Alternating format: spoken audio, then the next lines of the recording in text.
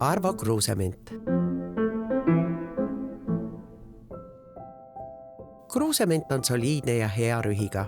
Just selline mees, kes võiks kenasti mängida James Bondi. Näitlejana ta oma teed filmiilmas alustaski, aga hüppas siis teisele poole kaamerat. Film oli Kruusemendi armastus juba lapsest peale. Kinno oli pileteid raske saada, aga Arvo tõi kodust 10 kanamuna, sokutas need kassaluugist sisse ning võis seejärel terve nädala filme vaadata. Ütle mulle üks ilus poisslapse nimi. Lembitu. Kui öelda üks ilus poisslapse nimi, siis on see muidugi Arvo Kruusement. Ja armastatuim Eesti film on Kevade. Kui Tallinn Film pakkus Kruusemendile, et ta võiks nüüd päris oma filmi teha ning ulatas talle kapis seisnud Kevade stsenaariumi, siis joovastust see Kruusemendis ei tekitanud. Stsenaarium oli tolmu ja teatraalsus täis. Ta ütles, et kapis on seisnud siin 10 aastat, see Kevade. Tõstetakse siia riiulile, aga sa võtta ja tee see ära. Sa noor inimene, sa peaksid oskama seda teha.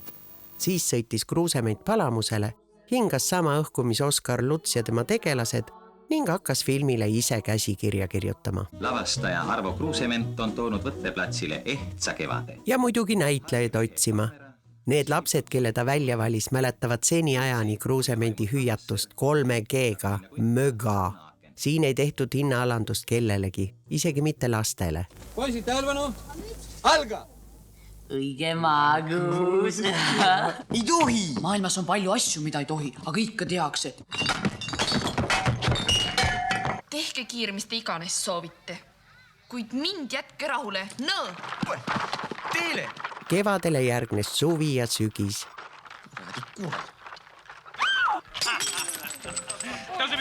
Eesti filmis pole teist sellist triloogiat, kus oodatakse näitlejate kasvamist.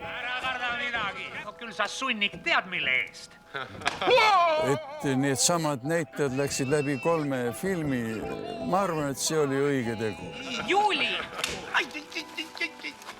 Sõbrad, mis oleks, kui nüüd põrutaksime kõik Paumverre?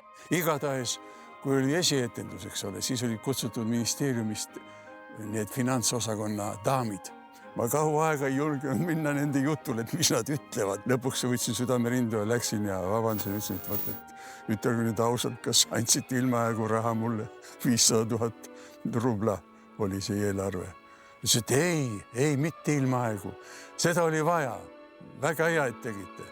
Siis mul läks ka südamel kergemaks, et asi läks ikkagi asja eest. No hea küll, aitab siis selleks korraks.